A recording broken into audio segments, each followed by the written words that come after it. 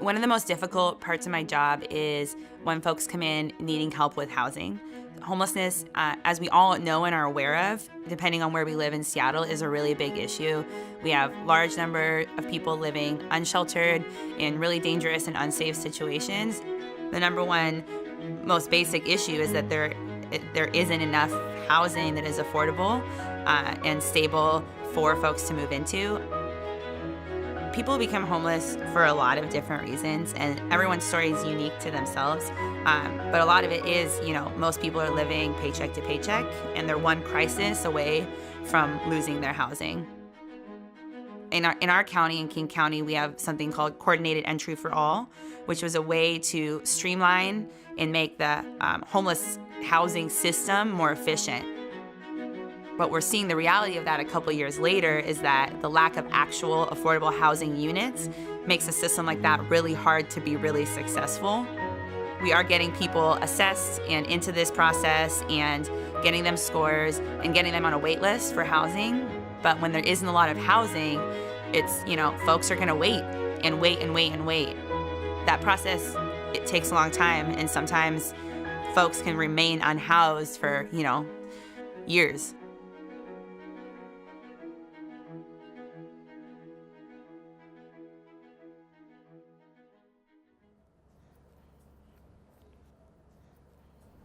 We do the double tie. You watching this? You better be watching this. It's how you learn. Well, I lived in Shoreline for 9 years, pretty much, and everything's pretty steady, but as with all apartments out here in progress, things keep going up. So what happened was rent kept going up. People were starting to remodel the apartments when other people were moving out, and not renewing leases. We wanted to renew the lease. They didn't want to renew the lease. And that was a big, huge 2-bedroom, like 1,080 something square feet. Come on, babes. So ever since I've been away from there, we've kind of been doing this float thing.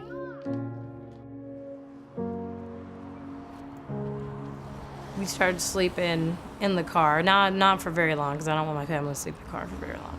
But just kind of until, I could get that very last or next check or that money up, because a lot of motels will work with you on payments, and then sometimes other hotels will go according to when you get paid.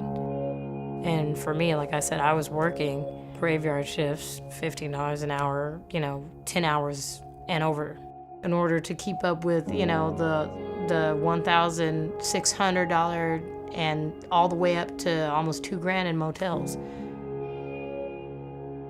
And mainly that's because there's some other things that are, I think, on my credit report, or at least one thing that would stop me from just renting any place.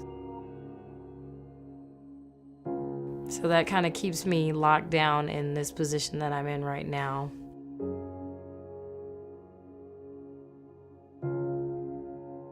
The U District and maybe, 45th, Street, that they're the only ones that I know of where you can actually come every week, because coming every week is going to allow a person to be able to get through the whole entire month. The U District Food Bank, they're just more concerned about, whether somebody has something to eat. It's just overall friendliness. Like, they make people want to, better themselves and, want to come to people with their issues. All right, come on. Dad, whatever you can. With Lilia right now, we're applying for low housing income units. So, hopefully that will be one of the things that I can use. But I'm aware that, I'm also trying to fix the credit thing, but I'm not going to be able to do that unless I catch footing on at least a unit, so that way I can actually send some of those funds to fixing that. Then I'll be able to start to fix everything else to where we'll normalize again, back to a normal thing.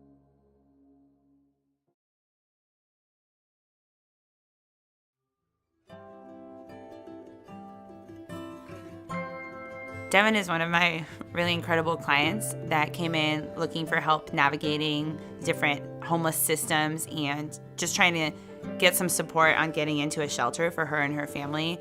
And since then, I've been working with Devin, and we're working on stabilizing her employment and getting her a more stable housing situation, which is the ultimate goal. So right now, we're working on getting those applications in and making sure that all the information is accurate, that all the paperwork is accurate, and that she has a job that meets the income requirements, and hopefully get into a Lehigh housing unit.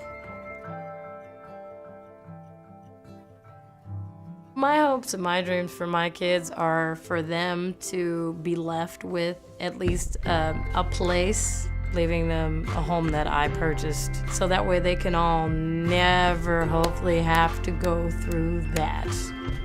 You just want it enough to where it's like, okay, I got a stable place. Yeah, me and my brothers and sisters, like, we can all stay together, like, this is our house now.